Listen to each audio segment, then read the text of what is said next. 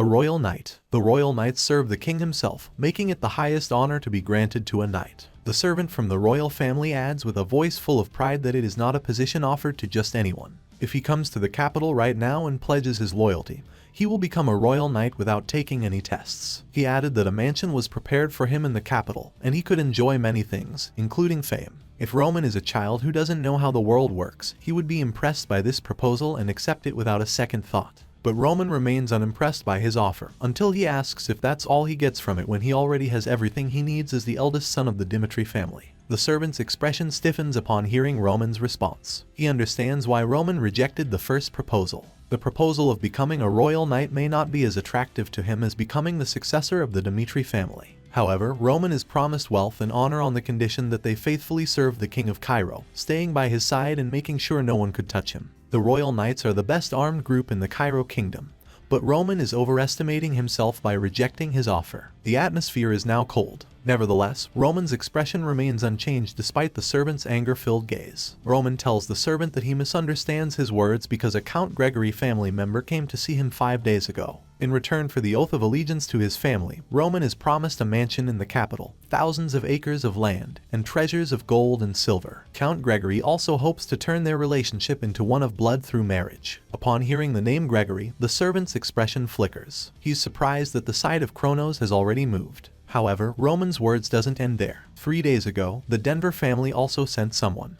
They say they want to be his supporters. However, Roman also met a member of the Benedict family last evening. They seek to establish close ties with family through an arranged marriage, and the Dmitri family is promised to become a viscount. Naturally, the mansion in the capital and the gold and silver treasures are also included. The servant feels his mind go blank. He checks everything and moves quickly. But everyone has already made a move. Now he understands why Roman turned down his proposal, and why he doesn't even blink at his suggestions. If he is in Roman's position, then even he isn't attracted to the proposal of the royal family. He sighs. Seeing that Roman won't join them, he decides to tell him the truth. Marquis Benedict, supported by other nobles, Count Gregory, supporting the Kronos Empire, and Denver, also supporting Valhalla, are all vicious tyrants trying to devour the entire Cairo kingdom. The captain of royal knights, also known as the greatest swordsman in Cairo, manages to suppress the rebellion. But they cannot move faster than the 3 factions. Cairo is a small nation. He can't even predict when he will be granted the title of nobility. And yet, he continues to beg Roman to pledge his loyalty to the royal family. Talking about the distant future is an uncertain promise. Still, appealing to emotions is the only option he has left. Roman smirks subtly, as he is used to this type of situation. The Heavenly Demon sect is a vast group divided into numerous factions, with many striving to reach the apex position. But Roman chooses to stay neutral and turn down all the offers. However, he didn't directly refuse because there has been no hostile relationship between them until now. He leaves the possibility open to all 4 factions. The servant's face lights up immediately. He understands that the possibility of discussion still exists. That alone is good news. And for him, who thinks things have already ended, this is quite a good choice. The servant gains his spirit and is still confident that Roman will eventually choose the royal family. Roman rejects all 4 proposals, since he has no intention of swearing allegiance to any faction. He purposefully leaves room for all factions. It is because the others will undoubtedly resent him when he chooses one side. Thus, one could say that the current situation in Cairo is favorable to Roman. Even though Roman expresses himself as such, no one tries to trample him immediately because they are conscious of the other factions. The following day, after finishing training, Roman catches his breath and looks at a servant who is approaching. He is introducing himself as Makin from the Valhalla Intelligence Unit. The servant is wearing Dmitri attire, but his face looks unfamiliar, which means he intentionally has just come out now. Even when anyone else would be panic a little bit, Roman calmly asks about what he wants. Roman's threatening demeanor astounds the servant. He flinches upon seeing Roman in the eyes. The servant leans closer to Roman and apologizes for the surprise visit. He knows that if the main point is delivered through the Denver family, information can leak out. If that happens, the hostile forces will become suspicious of something happening under the wraps. Thus, Denver was sent only to have a formal meeting. Makin says Valhalla is highly interested in his potential. The proposal involving the Dmitri family is quite groundbreaking. The title of Valhalla is that of an empire, not just a kingdom. That means their power is incomparable compared to what they have now, and that alone is enough to crush the previous proposals. Also, they made an exception and allowed Roman to enter the first-rank treasury whenever he wanted to. It is a groundbreaking proposal, and even Roman is surprised by it. Valhalla has things like swords, cultivation techniques, and even journals of their ancestors in that treasury. All of them are graded according to the level of content, and the highest rank among them is the first rank. Thus, it has treasures that most people can't even glance at throughout their lives. Macken speaks of the distant future, adding intimidation to increase the chances of securing Roman. Indirectly, he means that no matter how strong Roman is, he cannot fight Valhalla by himself. The difference between a kingdom and an empire is vast, and the winner is obvious. After Macken finishes speaking, he waits for Roman to answer him, feeling confident that Roman won't reject the offer. Soon, Roman calmly states that he is not going to accept it. In that moment, Macken's kind expression changes instantly. He's surprised by the fact that Roman rejects it. But then Roman explains that he refuses not because of the lack of conditions or his loyalty to Cairo. He is offered many things: become a royal knight of the royal family, to go under Marquis Benedict, Count Gregory, and many more. Considering the current situation in Cairo, he will not instantly swear allegiance to any side, but only after a clear future can be seen. Currently, he is at a crossroads in his life. Roman wants to take time to see what he can become and whether he is worthy enough to accept a proposal. When he hears those words, Macken's expression softens, and that is Roman's intention. He knows how to buy time when being pulled in many directions. He increases his self-worth without making choices. That is what makes him appear as a loyal devotee. Upon hearing those words, Macken fails to realize that he is walking right into Roman's trap. Soon, Macken says that he should give his answer quickly because it's a short-time offer. Just like that, Valhalla takes a step back. They will watch the progress of Roman and also fall into the illusion that he is theirs. Unexpectedly, Macken looks back before leaving and tells Roman to beware of the southern front. It compares to a ticking time bomb that may detonate earlier than the Kronos Empire predicted. Time passes quickly after that. The anticipated time when Roman goes to complete his military duty is here. Baron Romero and his wife and the melancholic Hans worry for his safety, but Roman assures him that he will return safely. After exchanging a few words, Roman takes a step back. Standing beside Baron Romero, Rihanna assures him that Roman is safe on the southern front. However, as he watches Roman walk out the front door,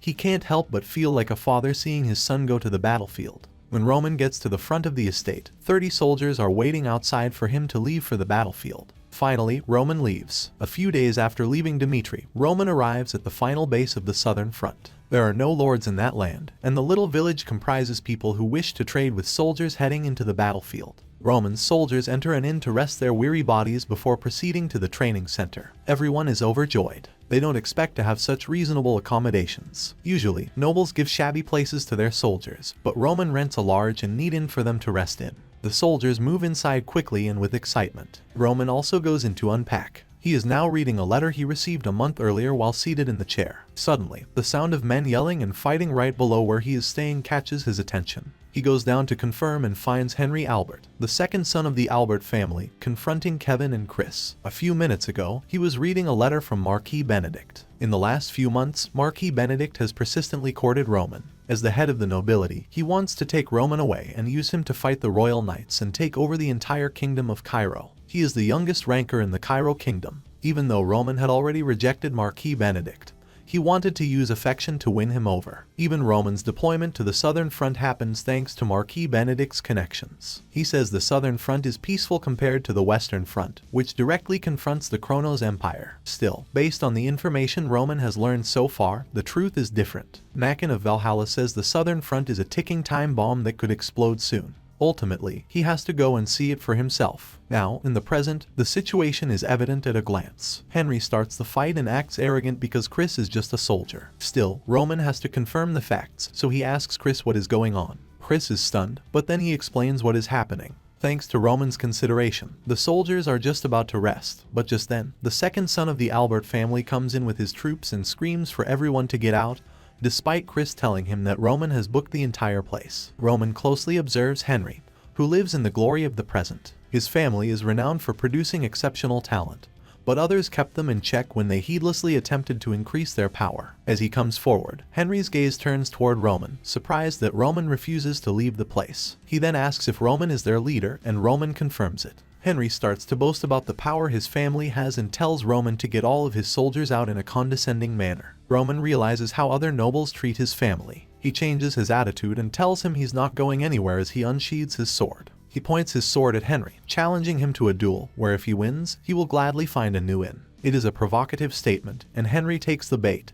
But suddenly, one of his soldiers notices something. Just when Henry was about to unsheath his sword, the knight next to him turned to Henry with a pale face and told Henry that the man in front of him was Roman Dmitri. The soldiers are panicking a little as he explains that Roman is currently the youngest ranker in Cairo. Upon hearing those words, Henry becomes stiff. He hears of his involvement in Lawrence's war with Barco. Roman Dmitri, putting his opponent in the corner, goes over to the estate of Barco and kills his eldest son right before him. That incident is quite famous. From then onward, he is known as a demon without blood or tears. Henry's eyes look troubled as he was about to draw the sword. Roman urges him to pull his sword, but Henry knows he will immediately die when he draws his sword. Along with the rumors of his status as the youngest ranker, the rumors depicting Roman's terrifying nature were not overlooked. Even though his pride is hurt, and even though he has never bowed to anyone in his life because of being from the Albert family, if his opponent is truly Roman, he has to avoid this confrontation, no matter what his pride tells him to do. He finally understands that his arrogance doesn't work here. Thus, Henry takes a step back and decides to go and find another inn to stay at.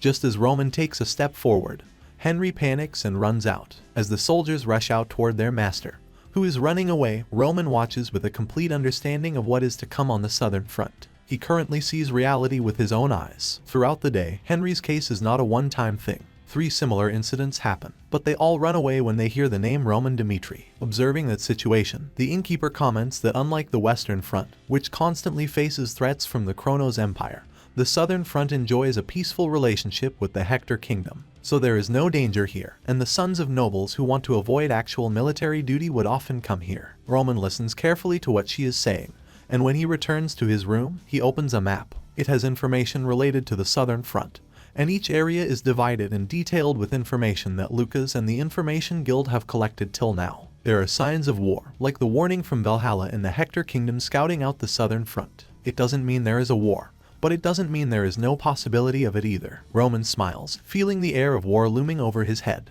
On the following day, Roman enters the Southern Training Center as planned. Soon, a man who appears to be the commander comes forward. He introduces himself as Viscount Bale Frank, the commander of the Southern Training Center. Attending basic military training and being assigned to a reserve unit is the same for the Western and Southern Fronts. However, the Southern Front had few battles and even reserve troops, whereas the Western Front had none because they were in constant battle. The atmosphere here tells Roman everything. Instead of feeling wretched at the thought of being on the battlefield, people yawn. But Roman and his soldiers stand tall like proper soldiers, listening to the speech. The commander informs anyone who breaks the rules of the training center that they will be sent to the Western Front as a punishment. That statement makes Roman sigh. It's funny to consider sending others to the Western Front as a form of punishment. Still, the absurd thing is that it actually works. Even the thought of going from the Southern Front to the Western Front is dreadful. Thus, they pay a little more attention. Viscount Bale's speech is short. After he finishes speaking, the troops disband, and their training schedule is announced in the evening.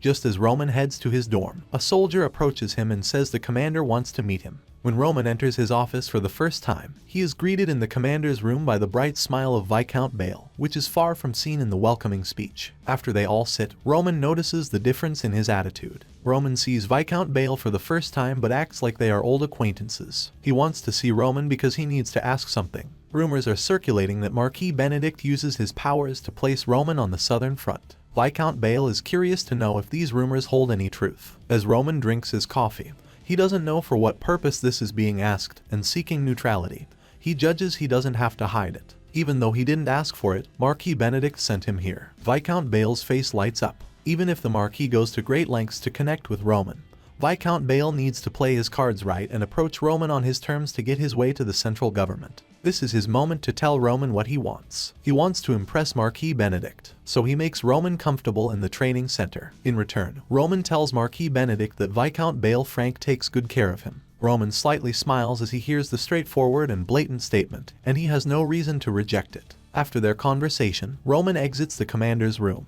He heads back to his dorm immediately but meets someone with a familiar face just then. Henry Albert is. However, despite his hasty retreat in the past, he appears calm and even proud. He tells Roman that his maternal family is House Frank, which means the commander is his uncle. However, Roman remains unimpressed with that piece of information. Henry is becoming frustrated. Roman shows such a reaction even when he knows who his uncle is, so he decides to go to his uncle's office, believing that his uncle will solve his problems. Seeing Henry, Viscount Bale smiles broadly. Henry Albert might not be much to the general public, but to Viscount Bale, he was the lovely nephew he wouldn't wish to see getting hurt. So when he hears that someone threatens his nephew, He immediately becomes angry. At the door, Roman listens to their conversation. Henry's face lights up. If his uncle handles this, he is sure everything will work out. Henry walks hastily, thinking Roman will run away when he sees Viscount Bale. But to his surprise, Viscount Bale slaps Henry on the cheek. Along with the enormous slapping sound, Henry's proud face instantly changes. In Henry's memory, Viscount Bale is a maternal uncle who greatly loves him. From a young age, Henry grows up watching the man do anything he asks for. Of course, there is a time when he likes his uncle more than his parents. Henry grabs his cheek. He feels a tingling pain spreading throughout it, looking at Viscount Bale with a shocked expression and wide eyes. Tears well up in the corner of his eyes. Despite that reaction, Viscount Bale doesn't even look at him and smiles awkwardly at Roman. His future is bright, and with Marquis Benedict's favor, being hostile to him is out of the question. Roman will be on his way to earn a higher place in the kingdom.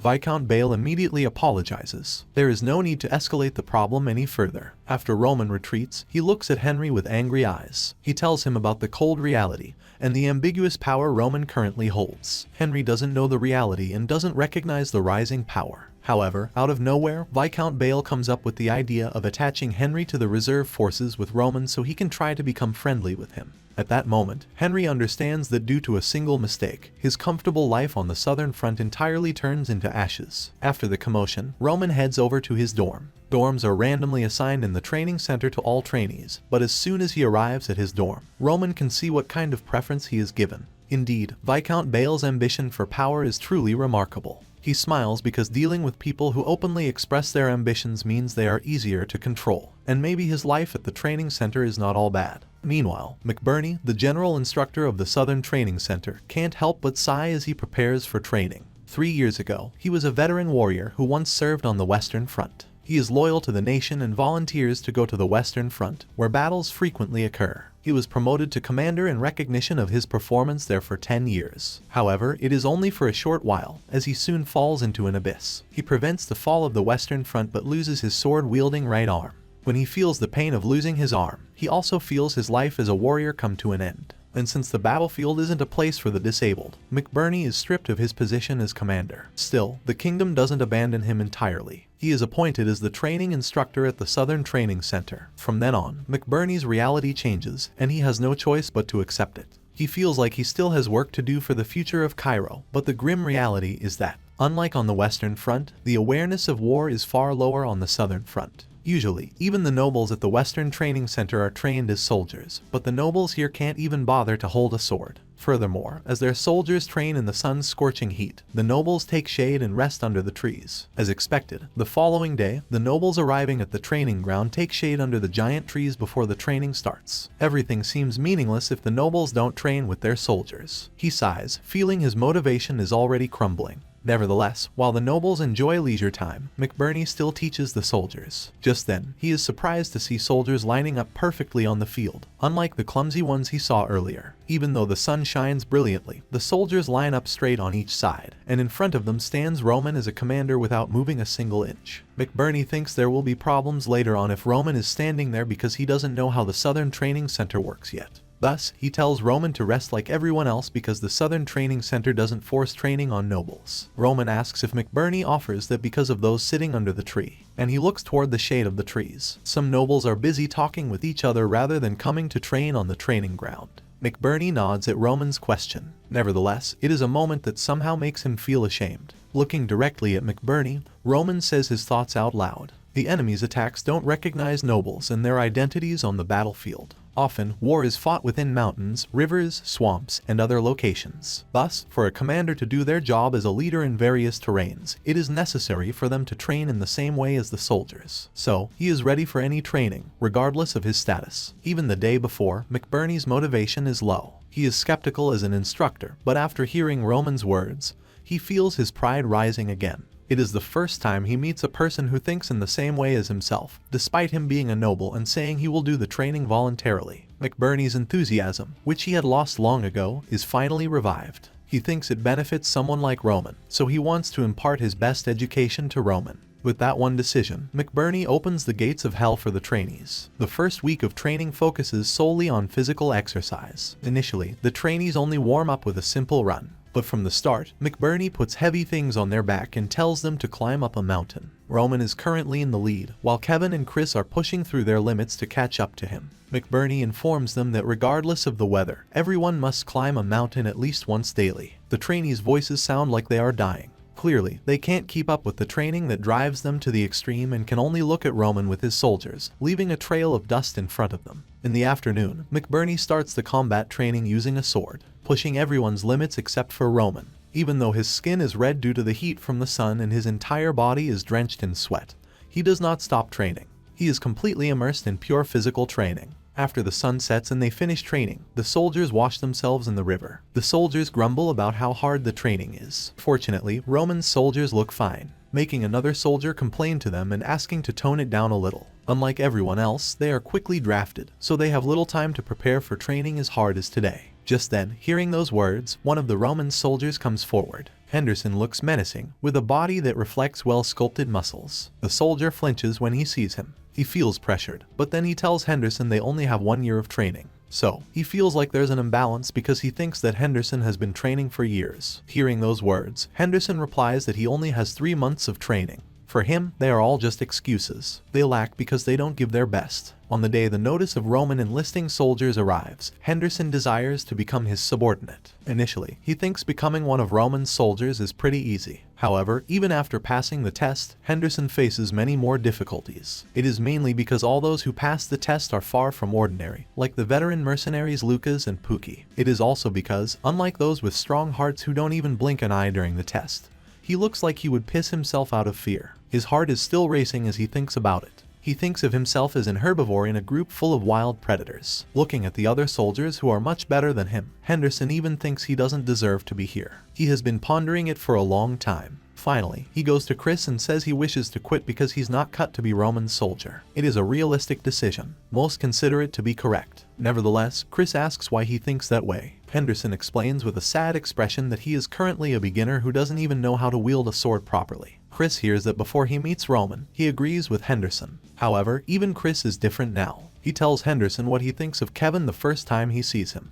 Back then, he was nothing more than a kid who had passion in his eyes. He doesn't understand why a man like Roman would even bring in a kid from the slums. But in this short time, Kevin grows into a warrior no one can ignore. Chris underestimates people, and when he first meets Roman, he almost gets his teeth broken in the duel. And just like the current Kevin is different from the Kevin of the past, Chris has also changed from the past with Roman's guidance. Then Chris convinces him that Roman chose him for a reason. Henderson's mindset completely changes that day, and he keeps up with the training until the sun sets. From that point onward, Henderson's life also started to change. In the last few months, Henderson has been obsessed with training to death. Even if he pukes all day and faints during training, Henderson continues to go against the odds, eventually catches up with his colleagues, and creates his current self. Because of that, when he sees the other soldiers, who have a whole year to train, are complaining, he can't help but raise his voice. When a war begins, one must defend another's life. Even if they are drafted, how hard they work can make a vast difference. However, they are just holding on, saying they don't have the minimum qualifications. Henderson frowns as he sees them complaining about such stuff. He doesn't have time to humor their nonsensical request. Even though Henderson's words are brutally offensive, the soldiers of other nobles can only stay silent. Henderson turns away from them after expressing his disapproval of their act. The training continues the next day.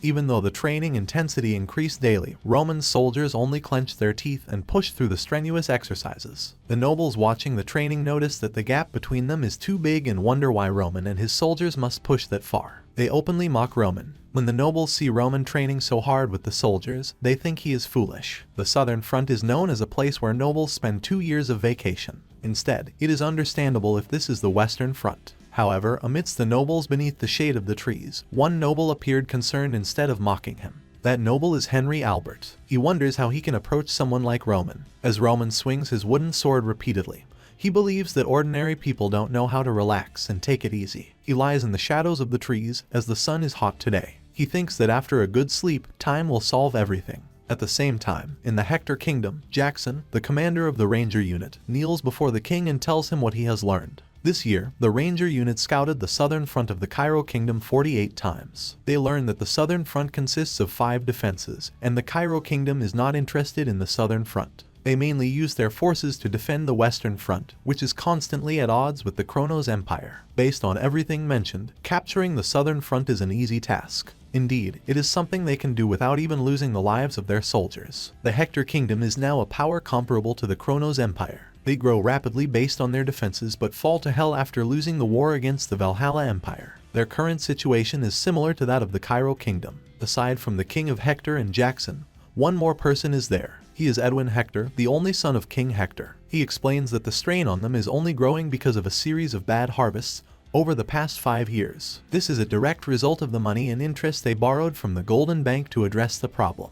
The Hector kingdom is not sufficient to endure this. The national treasury has been drained for a long time. If this trend continues, it won't be long before Hector loses the name of a kingdom on the continent. King Hector looks distraught to hear all that. Seeing people sitting on dry and twisted land while weeping, Edwin decided the time to make a decision had already come. In the present, the Hector kingdom shuns war with the belief that they can't repeat the same mistake after losing the battle with Valhalla. But now they only have war as their way out. War is a word no one dares to say in Hector. Although King Hector is considered to be weak, he is cautious. That's why he plans it for a whole year. Finally, after they are ready for war, he discusses it earnestly. As the king gazes at Edwin Hector, he perceives a difference between Edwin and himself. He sees how determined his son is to lead the war. He decides to entrust Edwin with all the matters related to this war. Finally, the Hector kingdom comes to a decision, and Edwin determines to win this war. The 3 weeks of training at the Southern Training Center were also finished at that time. Immediately after finishing the ceremony, Viscount Bale calls for Roman to meet him separately. Just like when they first meet, he smiles and tells Roman that his unit will be formed as a reserve unit that serves on the 5th defense line. It is famous for being the most comfortable, and getting assigned to it without any connections is difficult. After that, Roman leaves the commander's room. One more person is looking for Roman. He is McBurney. The instructor at the Southern Training Center speaks to Roman with a different expression than usual. He thanks Roman for giving him back his spirit to teach other soldiers, and he also prepares a gift for him. It is a map that contains a compilation of information about the Southern Front. This is the information he needs if a war breaks out on the Southern Front. Roman accepts it while smiling, seeing that McBurney's heart pounded intensely. His heart tells him to follow Roman until the end. As a warrior, he already knows Roman Dmitri is worth giving up his life for. However, he can't. He has already lost one of his arms, and he cannot even wield his sword properly with his left hand. Roman Dmitri will be a prominent person in the future and doesn't need a broken man. If he cannot do anything, he only gets in the way and decides that staying here is the right thing. And just like that, their conversation ends. A few hours later, Roman pulls out the paper. Indeed, it is a map of the Southern Front. Before he comes to the Southern Front, he has already gathered the required information, so this gift isn't necessary. Still, Roman smiles and keeps it. There is no particular reason for that. Roman thinks that pure kindness itself is something that must be respected. Meanwhile, as the sun rises to the middle of the sky, Cairo's soldiers on guard duty at the 1st defense line look at the border with relaxed expressions. But as he looks at the scene outside the fortress, he is utterly speechless. In the distance, he sees thousands of people attacking the 1st defense line. Upon first glance, he quickly recognizes they are armed forces with the flag of the Hector kingdom. Viscount Bale called Henry aside during training camp and repeatedly emphasized a few words yesterday evening. He organizes it so that Henry's unit serves on the 5th defense line, along with Roman. Leaving Henry feels like a loss. It's good to be sent to the 5th defense line. He would be happy and jumping for joy if it were just that. But the thought of spending time with Roman frustrates him. Even so, he can't do anything about it. Thus, instead of ranting, Henry walks with his soldiers silently. After moving for a long time, the group finally arrives at their destination along with Roman's troops, who arrive early. But the scenery there is different than they expected. It is a total mess. The sound of bells rings loudly, and everyone runs around constantly. Some are shouting that the Hector kingdom has declared war. When Henry hears the word war, his heart sinks to the bottom. He is even more surprised when he notices that Roman and his soldiers are not in front of him anymore. The first place to be attacked is the 1st defense line, but the place that faces the crisis of falling now is the 5th defense line. It doesn't take long before the gates are smashed open. The steel gates have low durability due to negligent maintenance. Hector's soldiers knock them down with a few hits from the siege weapon. From then on, it's as if hell broke loose. Alongside the enemy troops climbing up the ladder, there's a scream of the enemy forces rushing through the gates like a tide from all sides. And the soldiers inside are all unprepared and uncoordinated. The commander of the 5th defense line, Baron Bruce, staggers back with a pale face. There is a reason it is called Paradise on the Southern Front. Baron Bruce is a rotten person. And besides being in charge and living in luxury here, he never imposes military duties on anyone. He makes a quick judgment, and instead of it being about doing the right thing, it focuses on his survival. Baron Bruce shouts to the soldiers to hold on to their position until the end and protect the innocent people. However, contrary to the words he shouts out loud, he has no intention of risking his life, and as Baron Bruce knows that, he orders his man and starts to run away quickly. There are people in the way who ask where he is going, and he lies to get away. Roman predicts that the 5th defense line will only last for a while as soon as he learns of the enemy attack. He orders his men to head towards the 5th defense line, leading at the front. He concludes that the southern front defenses have many flaws, but even among them, the 5th defense line is the worst because it is managed by Baron Bruce, who is entirely rotten. Roman also informs them that it takes about 2 hours to reach there as a reserve unit. It is difficult to cut it down by an hour, yet Roman's soldiers follow him without questions, and soon they reach the vicinity of the 5th defense line. Just then, as he sees a man running away hurriedly from afar, Roman signals his men to stop. The man looks quite happy and is none other than Baron Bruce. To him, the reserve unit is like an oasis in the desert. Instead of telling Roman to assist the defense lines, he wants them to escort him to the rear to report the attack to the royal family. Roman stares at the Baron, observing him as he acts like his decision is correct. However, the problem is that he isn't supposed to be here now that a war is happening. There are only 2 possibilities now. Either the 5th defense line is breached, or this man has fled. When Roman asks what he's doing, the Baron yells at him and curses him for disobeying direct orders. Roman grabs Baron Bruce's collar after hearing the insults. He tries to shake off his hand, but his grip is so firm that it doesn't move even a single inch. Baron Bruce can't handle himself when he sees his gaze as he witnesses such vicious human eyes for the first time in his existence. Roman says his presence here means he is a commander, abandoning his soldiers and running away. According to military law, a deserter can be executed summarily regardless of their status. Baron Bruce doesn't even see Roman pulling out his sword, but before he knows it, the sword's blade reflects his neck being cut. Baron Bruce's head falls to the ground. If he orders a retreat, he won't die in his hands. Approximately 1 hour has passed since the enemy attacked. It is still time for the defending side to take advantage of their defenses, but as soon as the gates of the 5th defense line are breached, the fight between the 2 sides turns into more of a one-sided massacre. Dead bodies are scattered in every direction. Still, Stephen, the only knight at the 5th defense line, constantly swings his sword. His face is now drenched with the blood of his enemies, and seeing the constant influx of enemy soldiers, his mouth goes dry. He knows this day will come. Carelessness is contagious. However, he can't see the end of them. He is also angry at his commander, who flees the scene when the gate is breached. He grips his sword even more tightly and runs forward again to cut down the enemies in his vision. It feels like he takes countless lives by now with his sword, but he is also slashed with multiple blades in return. He is experiencing intense pain in his head. Finally, he realizes he is near death and lets go of his sword as he kneels on the ground. He accepts his end and gives his life to 2 soldiers who are gunning for him.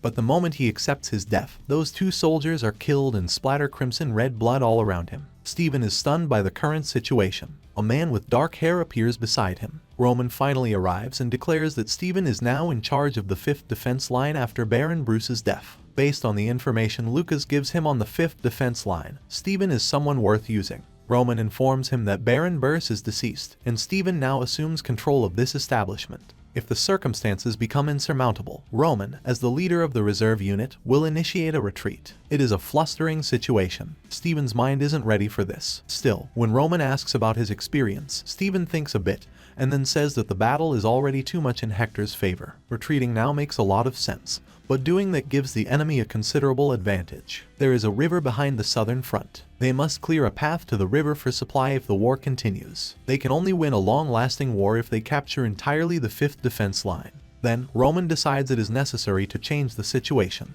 Even if it's a last-ditch effort, they can prevent enemies from entering if they have enough time to set up the spare iron fences. But at that moment, Roman declares that he will be the one to buy them some time to prepare the iron fences. Stephen can't help but be shocked when he hears those words. The plan Roman gives is reckless. However, Roman is not the type of person who risks their life on an operation that they consider impossible. Simultaneously, an enemy attempts a surprise attack from behind. However, Roman, who notices him, dodges it with minimal movements. He thrusts his sword through his body. The enemy trembles and soon dies. Stephen is even more shocked as he sees a man dodge the attack with such small movements and kill the enemy with a single hit. Right on time, Chris and the other soldiers also arrive, drenched in blood as if they were showering in it. It seems there is no one wounded among them because the blood on them is that of the enemies they have killed on their way here. Then, Roman orders them to make way for the gate to close. Everyone questions that risky plan. Seeing the soldiers follow Roman's orders without even the slightest doubt shows their loyalty and discipline. Stephen admires their blind trust,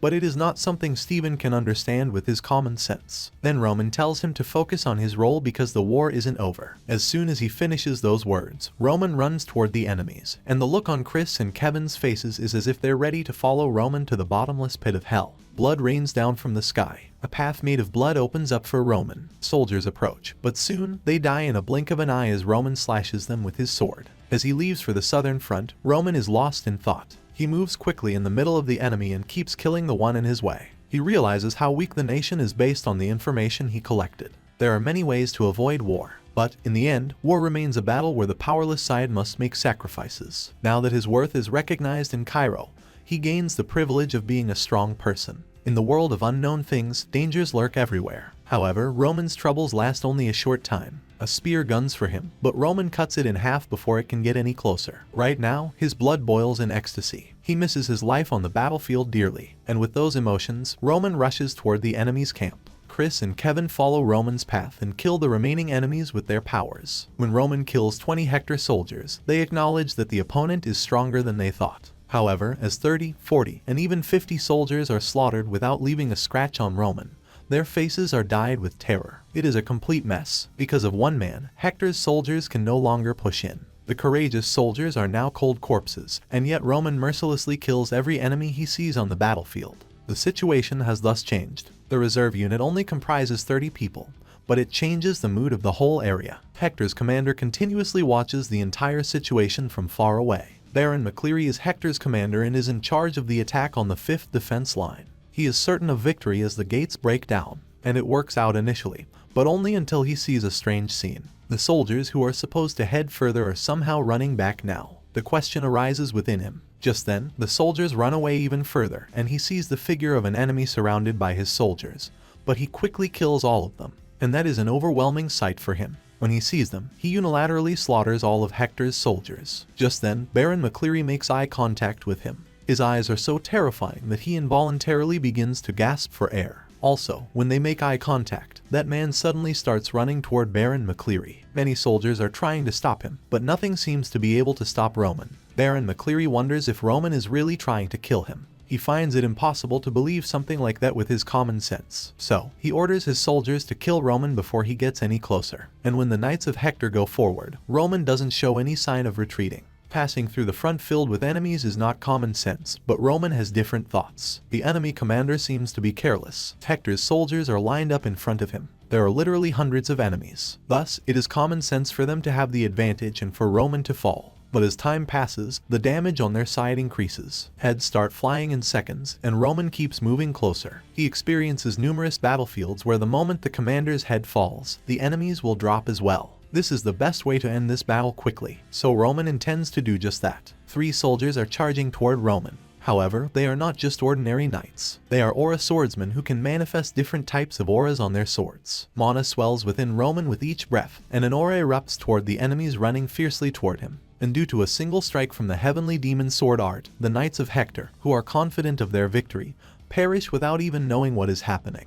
Everyone is blown away. That is the moment they all realize that the existence they are dealing with is a monster they can't even touch the toes of. They all understand that Roman comes into the enemy camp despite seeing so many enemies because he knows he won't have a problem even if he fights all of them at once. Now that the enemy commander is in his range, he ends the battle immediately. Baron McCleary draws his sword. Nevertheless, everything is happening so fast that the moment Roman swings his sword, the head of Baron McCleary flies into the air, and blood starts to gush down his body like a fountain. After the death of the commander, Roman grabs his head and raises it high into the sky. Then, he shouts with a voice filled with mana that the enemy commander is dead. The atmosphere is ice cold now. Hector's soldiers don't understand what they should do. They have enough power to fight despite their commander's death. Still, the situation is too confusing, and Roman breaks the silence. He orders the soldiers of Cairo to execute the enemies and leave no room for retaliation. When Henry Albert arrives, the tide of war has already turned. When he hears the report, it is clearly stated that the 5th defense line is on the verge of collapsing. But the scene in front of him differs from that. Outside the fortress, there is a one-sided massacre going on. He doesn't understand it at all. Nevertheless, he is sure of one thing. Roman Dimitri's presence stands out even in fierce battles. Finally, all things on the 5th defense line are sorted out. Roman and his soldiers defend the 5th defense line successfully, and when the battle ends, Chris runs toward Roman. It is a fierce battle, yet no one has died. Still, that doesn't mean everyone is safe. Henderson, in particular, is unfamiliar with large-scale battles, but he keeps his mouth shut despite having a few cuts on his face. There are no special thanks, and Roman orders them to use a special healing potion to treat their wound. And Stephen, who is close by, can't help but be shocked. Healing potions are produced in magic towers and cost enormous amounts of money, even when bought in the least quantity. Upon first glance, he sees that they are at least intermediate or high-level potions. But the soldiers continue to pour the entire vial onto their wounds. Stephen finally seems to understand why the soldiers follow Roman Dimitri so blindly. Because of his strong character, people will follow him down even if he jumps into the pit of fire. His admiration is brief because, soon, Roman turns toward him and tells him to gather the soldiers and prepare for a second attack. And he also needs to see soldiers who know the terrain of the southern front. Stephen is wondering if Roman wants to leave now. Roman replies that the war has just started, which is only a single victory. It doesn't mean they have won the war. Therefore, Stephen calls for a soldier only a few hours after the war starts. He introduces himself as Kobe, a native of this area. He possesses a perfect understanding of the surrounding terrain and proves to be a valuable guide. He spreads open the map on the table. Roman asks where the fastest way to get to the rear of the southern front is. Kobe's eyes widen. Stephen tells him that Roman needs his help to go and help the other defense lines. Thus, he assumes Roman will ask about the fastest way to get to the other defense lines. However, as he asks about the fastest way to the rear, he is stunned. He notices Roman's ability to grasp the road in the mountains precisely. He can only look at him with a stunned expression. He wonders about that. He wants to know exactly what Roman thinks and asks about it indirectly. He doesn't know why he is called when Roman knows the terrain well, and Roman responds to his slightly provocative words while looking at the map. He often studies the southern front in case something happens, but it doesn't erase the fact that he needs help understanding the place from a native. That's why he needs the help of someone like Kobe. Kobe now sees Roman in a different light. Throughout his service here, numerous nobles have arrived at the southern front, but today marks the first encounter he has had with someone like Roman. If he helps him carry out his will, there is hope for the southern front. The meeting doesn't take too long. When Roman leaves the room, he is first greeted by Chris. Chris informs him that the soldiers have already finished their preparations and are lined up. However, next to his soldiers, he sees an unwelcome face. This is Henry. Roman can't accept the presence of someone like Henry and asks what he's doing here. Henry can't show his sincerity and only has a stiff expression. What he needs to do now is act on his role. So, the first thing he does is apologize for the mistakes he has made before. Then he says he is going to fight alongside Roman. However, Roman knows that Henry Albert doesn't move without an objective, so he tells him he has the freedom to follow. However, if he ever gets in the way of his plan, he leaves them behind without a care. It is a terrifying warning, making Henry nervous. Finally, it is time for Roman and his soldiers to head out again, with Kobe at the front leading the way. Even though Roman warns him, Henry follows him, but Roman moves too fast for him to catch up. Suddenly, Kobe is hearing a strange noise. Upon hearing the groan of a human, Roman immediately stops the soldiers. The sound is coming from a soldier at the Southern Training Center. His condition looks pitiful. His clothes are stained with blood as if he is being attacked, and his face is so pale that he looks like he could die any moment now. As he sees him dying, Roman asks what is happening to him. The soldier holds a lot of pain and says desperately that the Southern Training Center is attacked. As soon as he finishes those words, his body goes limp. It seems that once he utters his last words, albeit with difficulty, he can accept his death. This is entirely unexpected. The training center is closer to the rear of the southern front than the front lines. That makes Roman wonder if the soldier from the training center can escape here. That suggests the training center was likely attacked around 30 minutes ago. This implies that the effectiveness of the defense lines has no bearing on the outcome. The Hector Kingdom attacks all 5 defense lines simultaneously. It sends another unit prepared to clear out any variables from the outside. Initially, it doesn't make any sense, and Roman can't guess what Hector is trying to achieve without more information. At that moment, Roman can only think of one thing. Roman gets up and changes the direction to the Southern Training Center. Meanwhile, McBurney holds his sword aloft and lets out a hard exhale in the Southern Training Center. His condition looks dire. His bare skin reveals that blood continues to flow down from the slash on his abdomen. Ordinary people cover the abdomen with one hand, but McBurney can't do it as his sole arm aims a sword at his enemies. They advance steadily, encircling McBurney, who points his weapons at them. Naturally, the situation makes McBurney's throat dry.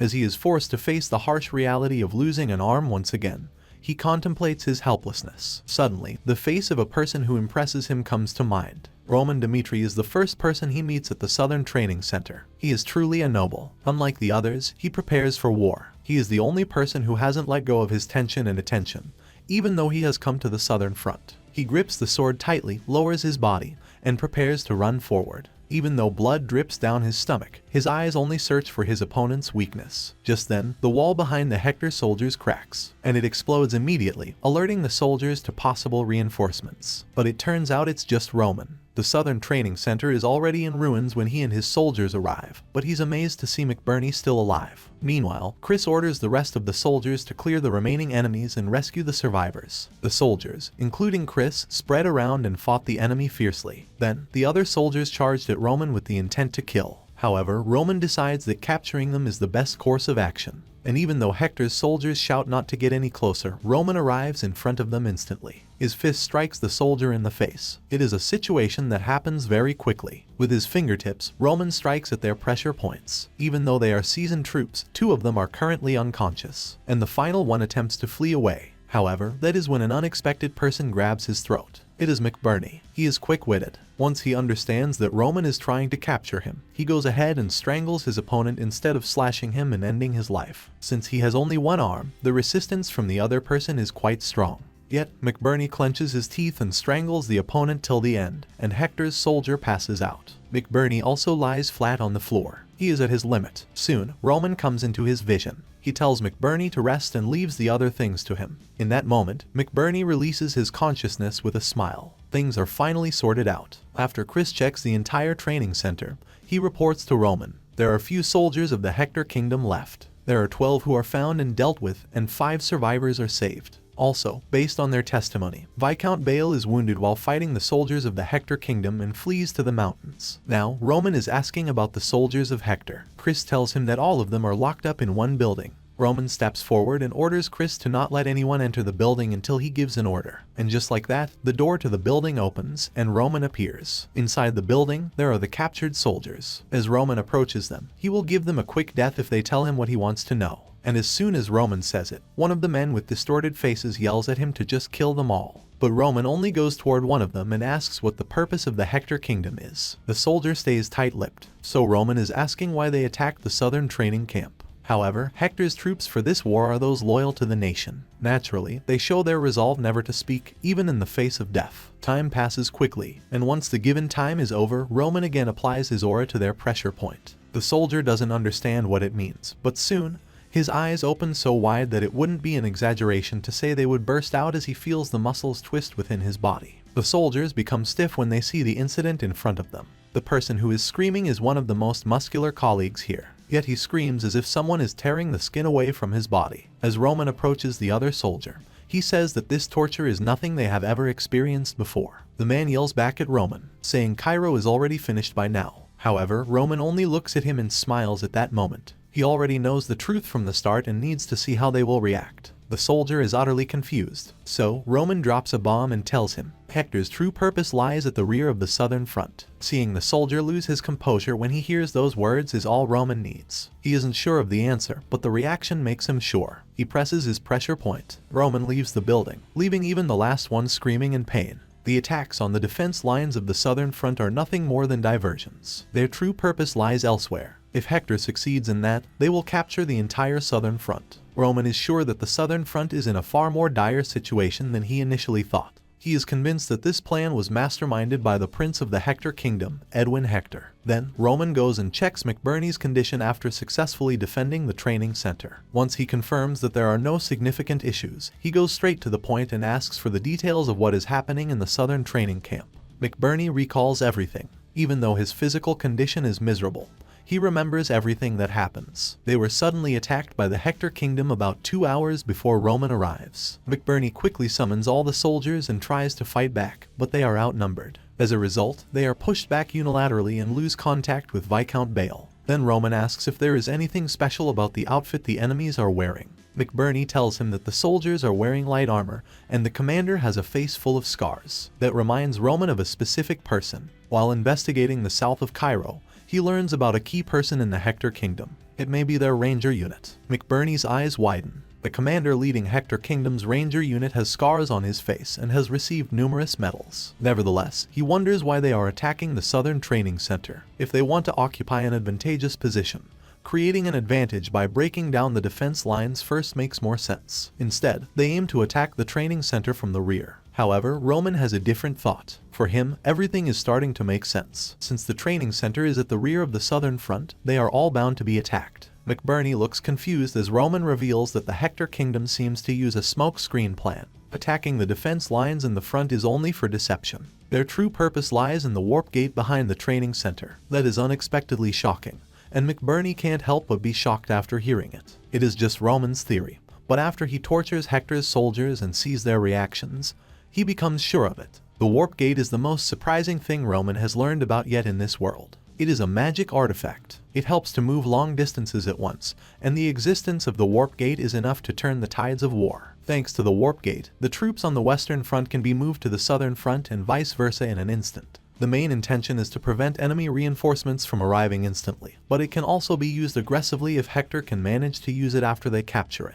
Adding to the fact that there is a method to reset the coordinates of a warp gate, Hector Kingdom can utilize it to bring in additional forces and supplies. Thus, a warp gate is usually equipped with an explosive device. Based on these facts alone, Roman realizes that Hector Kingdom is highly confident about this war. McBurney jumps up. He is in pain, yet he doesn't seem to care about it. All he thinks about is asking Roman to help and take back the warp gate. However, Roman disagrees. According to what McBurney says, the Rangers unit attacked the Southern Training Center around 2 hours before they came here. This means one thing: the rear camp has fallen, and the Hector Kingdom occupies the warp gate by now. He knows it makes McBurney angry, yet he feels helpless as well. Despite knowing the truth, Roman remains calm. The defense line and the rear camp are currently under attack, isolating everyone in between. So, the only solution is to survive without the help of the Cairo Kingdom. Meanwhile, a group establishes a camp near the border between Cairo and Hector. It is a secret base that no one can see from outside, and hundreds reside there. A soldier reports to Edwin that their soldiers pass through the Southern Training Center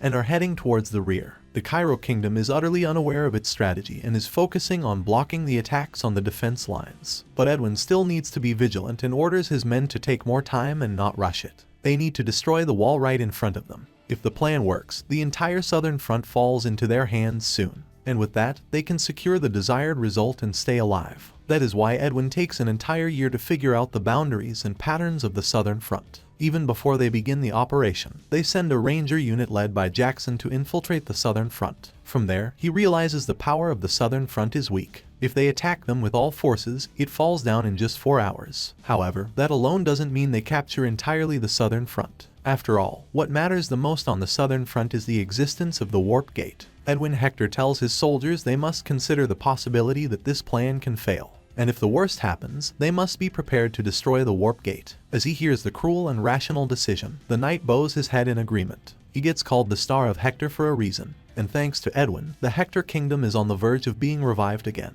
It is as expected. Currently, Hector's ranger unit succeeded in capturing the warp gate on the southern front. Jackson remembers the day he spoke with Edwin Hector 1 year ago. Due to the fact that the Hector Kingdom no longer has the strength to survive its current situation, Edwin proposes attacking the Cairo Kingdom from its southern front. It sounds like a stupid proposal, and very unlikely for the Star of Hector to suggest this type of thing. Although he knows that Edwin is an unusual person from the rumors, he doesn't think he will speak of an attack on the Cairo Kingdom like it is nothing. And in such times, Edwin Hector's existence is considered to be an oasis in a desert. He is called the greatest genius of all time and a hero born in turbulent times. Thus, the plan is being carried out diligently throughout 1 year. A spy is planted on Cairo's southern front, and a tunnel is dug that leads Jackson and his troops to the rear of the southern front. That is also how they succeed in infiltrating in just a few hours, and finally, they get to the warp gate after killing the guards that protect the warp gate. The technician quickly works on the warp gate and connects it to Hector's gate. Not long after the warp gate shines, Edwin enters their vision as the bright light dims. With a single step, Edwin is now on Cairo's land, and as they see him, all the rangers kneel. It seems like the war has already been won.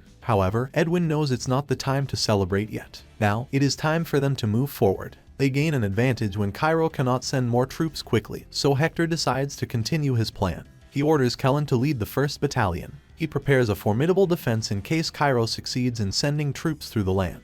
Kellen bows his head and carries out his orders. Then Edwin asks Jackson what is happening to Baron McCleary because they have lost contact with him. Jackson replies that he still needs to figure out the reason, but he assures Edwin that the commander in the 5th Defense Line is famous for being greedy and cowardly, so that Baron McCleary can take it down with just a few troops. Edwin's expression changes as soon as he hears that. He warns Jackson not to stray from the plan and will punish the Baron, regardless of his performance in the battle. Even now, Edwin is unaware of the two variables appearing on the southern front. Fortunately, they avoided the crisis of the 1st Defense Line being captured. The enemies step back when Cairo's soldiers counter them, and thanks to that, they can finally breathe some fresh air. Just then, a soldier comes to Count Donald and informs him of a call from the Southern Training Center. He moves towards the command room, and when he finally arrives, he sees Roman on the screen. He knows about Roman, so Count Donald asks why Roman is contacting them at a time like this. Upon hearing it, Roman informs him that the Hector Kingdom appears to be taking over the warp gate in the rear of the southern front,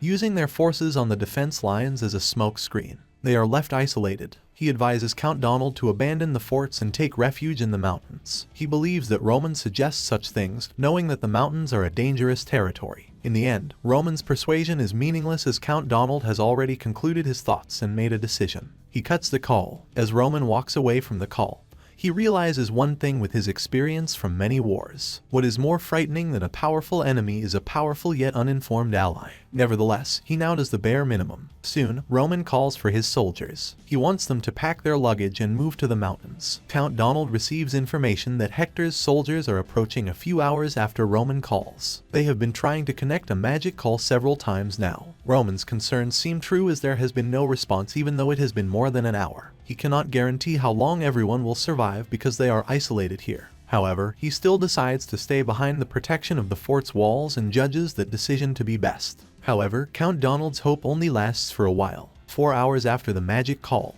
Hector's soldiers can be seen coming from both the front and the rear of the 1st Defense Line. What Roman says is true. The warp gate is occupied, and the Hector Kingdom boldly sends its troops through warp.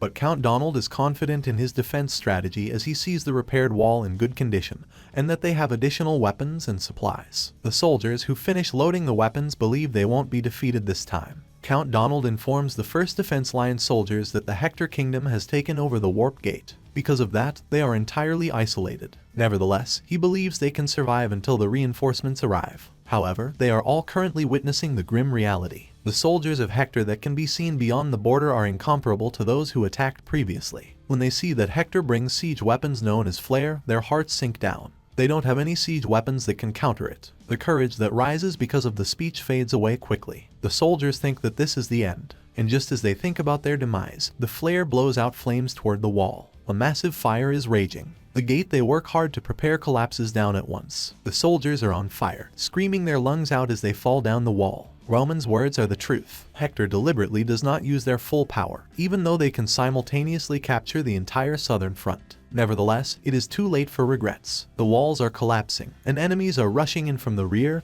and the front. Finally, the head of Count Donald, who has no way out, is cut off from his body. The troops of Hector, who look like they are about to start a great war, gain a perfect victory within 1 hour. Edwin Hector, entering through the wide open gate, is escorted by knights and receives a report from Jackson. By suppressing the front line using flare, they can capture the place with minimal casualties. Realizing that time is on their side, Edwin tells Jackson to capture all the soldiers and lock them up as well. Depending on the situation, they are used as hostages or even means of trade. Edwin is being thorough. Even with this huge victory, he doesn't seem even slightly distracted. Although they can relax now, Edwin feels something ominous. He needs to learn about the minor signs he is missing. Just then, a knight with a pale face rushes in and reports trouble. He informs Edwin that Baron McCleary is dead. He doesn't communicate with them because he dies on the battlefield. And as soon as he hears those words, Edwin's expression turns icy cold, and he demands to meet the person who reported it. The person reporting it is one of the soldiers who escaped from there and is badly injured.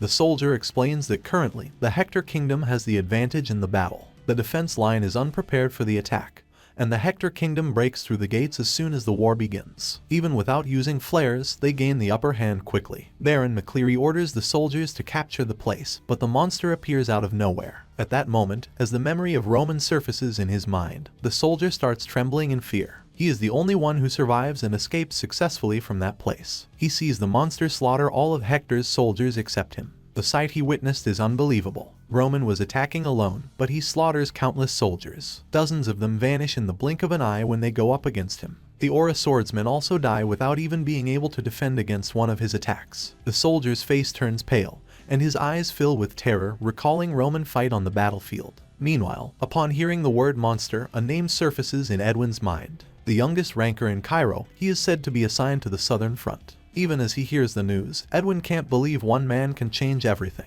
This is the beginning of the unexpected variable. He learns that the 5th defense line is empty and believes the soldiers are retreating to the mountains. Jackson suggests hunting them down, but Edwin doesn't want to overdo it. And now, Edwin gives new orders. He believes it's the right time to negotiate with the Cairo kingdom. Finally, the desperate reality of the southern front is conveyed to the royal family of Cairo. The young king of Cairo, Daniel Cairo, looks at his servant, wondering why no one has arrived yet. The servant informs him that it will take a while because the unexpected news is delivered so suddenly, and everyone is coming from far away. Hearing it, Daniel can't help but feel angry and slams the table with his fist. Basically, the king has no power to make any decisions. The troops of Cairo can only move with the consent of Marquis Benedict, Count Denver, and Count Gregory, who have great power. Daniel waits for those who hold actual power in the nation, and they arrive a while later. Marquis Benedict shows no regret for being late, and the others aren't much different. Count Denver and Gregory sit down and ignore Daniel, who waits for them alone for a long time. Finally, Marquis Benedict is talking about sending support. At the same time, Daniel Cairo's stomach twists intensely. He dispatched troops hours ago if the nobility arrived at the meeting promptly or if he had the authority to issue an order. A decision is finally made. Cairo, a small nation, holds its meetings in this way. However, it is too late now. The warp gate is already captured.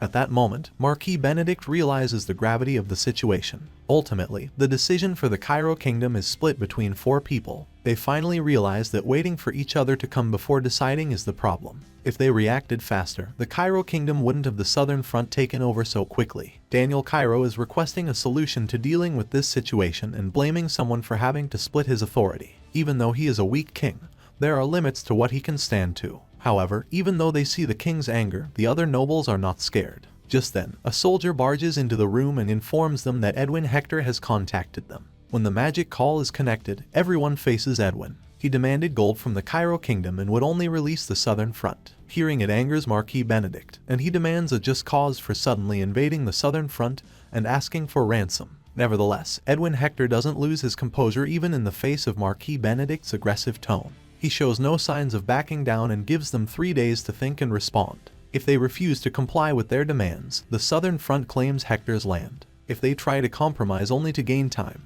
the hostages they have captured do not return alive. And as soon as he finishes his words, Edwin cuts off the magic call. Hector's true purpose isn't mere slaughter. Their nation's treasury is drained due to poor harvest, and they still have money to pay the Golden Bank. Edwin leans back in the chair, determined to win the war for his people. Even though he is no longer the star of Hector, he doesn't mind becoming a demon as long as he can save Hector's kingdom and its people from collapsing. Silence fills the discussion room after the magic call is cut off. Upon hearing Edwin's words, Marquis Benedict also fell silent. Eventually, Daniel suggests that the only way to minimize the damage is by paying Hector the amount they requested. Some people disagree because the amount Edwin asks is large. However, Daniel can't find any way out and lashes out again at everybody. Everyone is gulping. The current situation is actually funny. The nobles of the central government are people in a small nation who only act like they are great, but their attitudes change instantly when an actual crisis hits them. Daniel decides it is better to give Hector what they want and prevent more bloodshed. At that moment, Count Denver disagrees, surprising everyone in the room.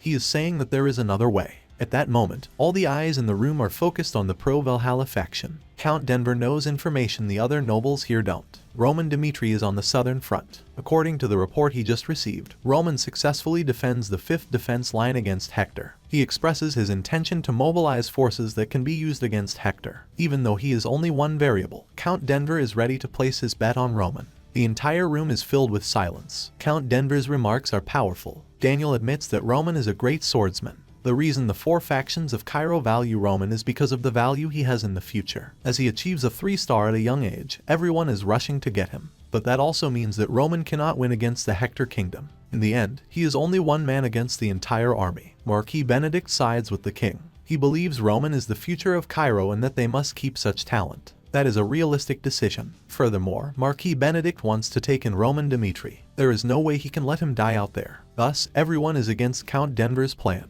Based on their information, no one has made the mistake of siding with Count Denver. Count Denver suppresses the emotion that almost leaks out. He manages to obtain some incredible information from the higher-ups. And if he tells the truth here, the tide of war is turned. But he doesn't do that. Even though he has the blood of Cairo, his spirit is that of Valhalla. He finally compromises and lets the 3 days pass before making any decision that will cost them a fortune. And when Hector gives them 3 days to decide, it is enough time to decide but not enough for them to overturn a war. Thus, Count Denver places a bet. If nothing changes, they give what Hector demands. Daniel, who is thinking for a while, nods his head in agreement. Thus, he declares that from now on, the Cairo kingdom is preparing to continue the war with Hector and move forward with negotiations with them. At the same time, Henry is blown away by the sight in front of him on the southern front. He is just arriving near the first defense line, and what he sees is horrifying. The first defense line has been destroyed, engulfing the whole place with flames. Now, there is no hope of winning this war. He jumps up and admits that Cairo has already been defeated.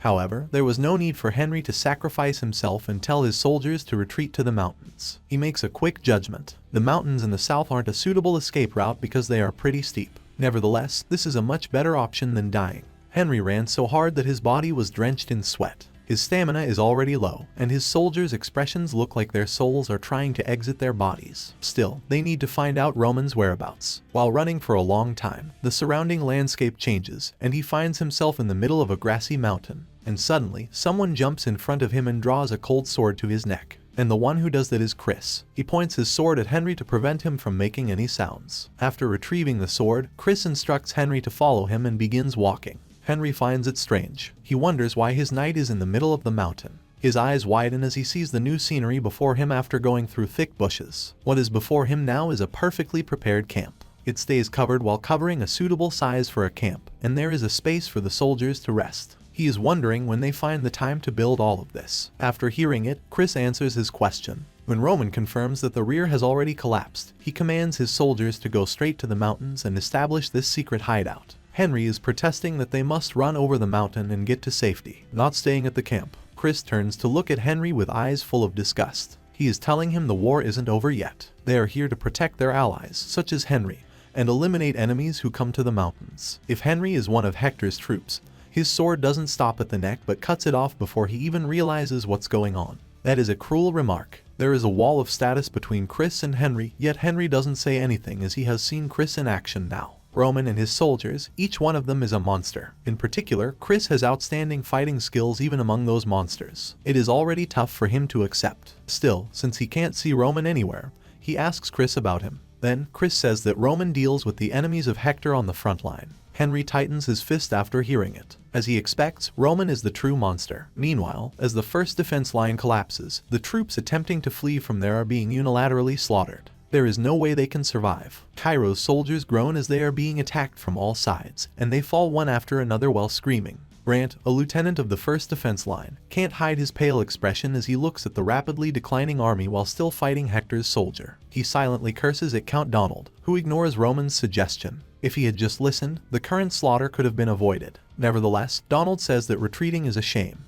But because of that, the first defense line has now fallen. The soldier right in front of him falls to the ground. In a tense situation, the enemy's spear pierces the soldier's head, prompting Brant to swing his sword at his foe swiftly. However, the attack failed, and he got pushed back with a strong kick that threw him to the ground. As his eyes meet the furious gaze of the person resembling a knight, goosebumps rise all over Brant's body as he realizes that this is his final moment. However, Roman appears and decapitates the knight. The soldiers of Hector can't believe the sight before them. Instead of a knight of Hector being killed in a single blow, they are stunned to see a man running towards all of them by himself. The soldiers of Hector rush in to take down the one man who manages to kill a knight of Hector with a single blow. And Roman, who appears on the battlefield all alone, strikes the enemy's head on as if the massive difference in number is nothing to him. It is literally a one-sided massacre. He is truly a monster. Brant is shocked that Roman is fighting all of them by himself. Shortly after Brant recognizes that the man before him is Roman, what seems to be hell unfolds on the battlefield.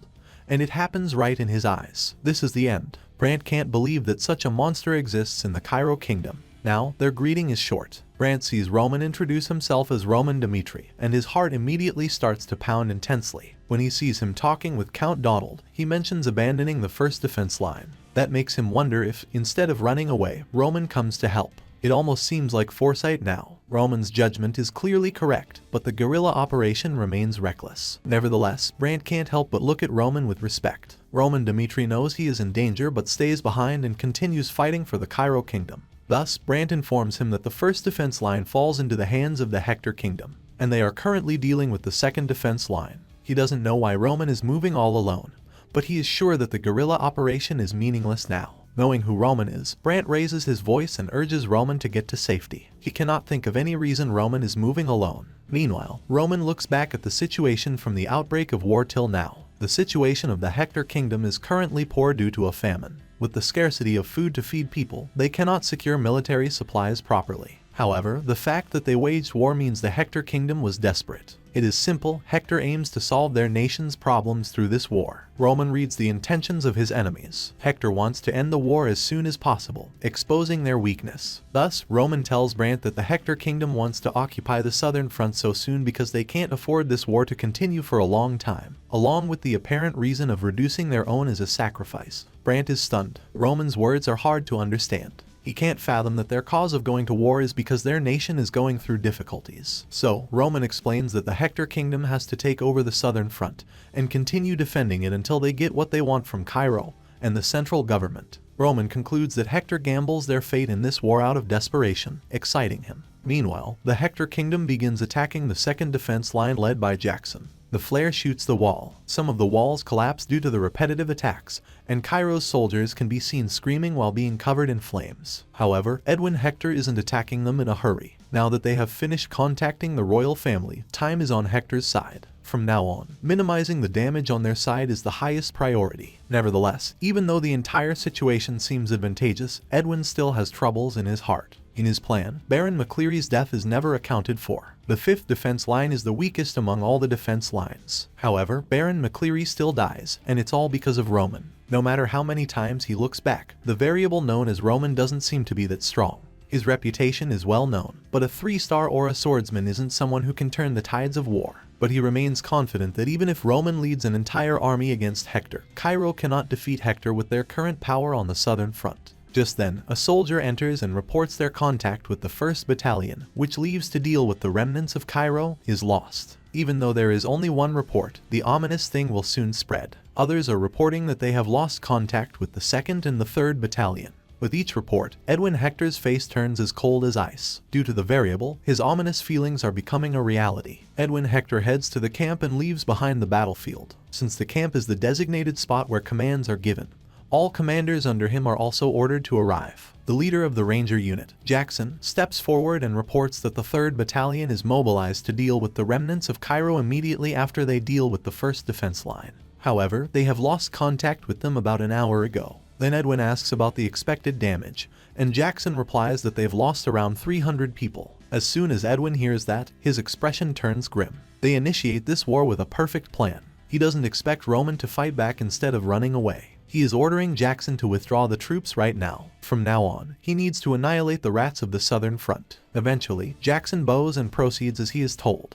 As the sun goes down, all of Hector's soldiers gather beneath the mountain, waiting for their orders. In some places, the commanders in charge of the search raise their voices. But Edwin, who thinks about this plan for a year, can't afford a wild card and believes Roman is dangerous. He explains to the soldiers and their commander that the worst-case scenario manifests in form of Roman Dmitri, so they must eliminate him immediately before he does any more damage in their siege. Jackson nods, and all the soldiers cheer. The mountains were vast, but Edwin was sure they could hunt Roman. A bright fire ring is created when Hector's soldiers light their torches. Because of the vast range of the southern mountain, they will miss the enemy if someone tries to search quickly. That is why they are slowly searching for their enemies. There is a risk of losing one's life if the enemies appear suddenly, but simultaneously, the enemies are surrounded once their location is revealed. Instead of wasting time with an ambiguous search, Edwin wants to wipe out all the enemies in the mountains at once. The fire pushed away the nearby darkness. The soldiers are continuing to climb the mountain slowly. Now, the 2nd and 3rd Squadron commander orders the soldiers to blow their whistle if they find something.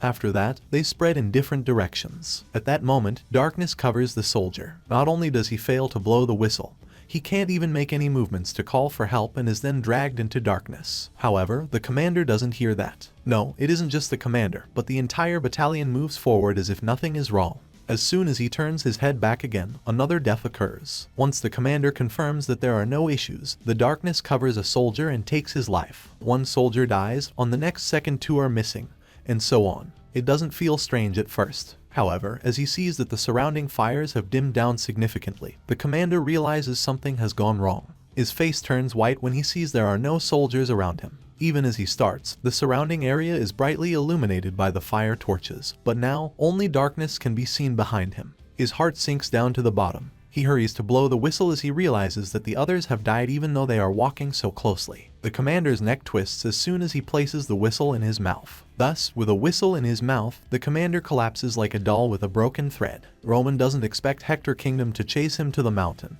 He's sure that Edwin is an extraordinary commander. Still, this is only the beginning of it. Soon, all over the mountains, Hector's soldiers are beginning to die one by one. The secret only lasts for a short time. The death of the soldiers is discovered soon after a loud whistle pierces the stillness of the darkness and resounds everywhere. No one notices Roman until their heads fall because he moves so fast, being covered in the darkness of the night. One of them orders a retreat, but Roman soon catches up to him and kills him on sight. The rugged mountains and blinding darkness are factors that don't let anyone see even an inch ahead. They limit the movements of both sides, but Roman lives as Baek Jung-hyuk can move freely in the dark. He is visibly happy through it all. Most people think that Baek Jung-hyuk is someone who always fights his enemies head-on. However, the truth is quite different. When Baek Jung-hyuk didn't have the power, he had to adapt to living in the gloomy darkness to meet his father's expectations. Among the 12 sons of the Heavenly Demon, those who manage to survive the bottom line are then continuously tested for their abilities simply because they are the sons of the Heavenly Demon.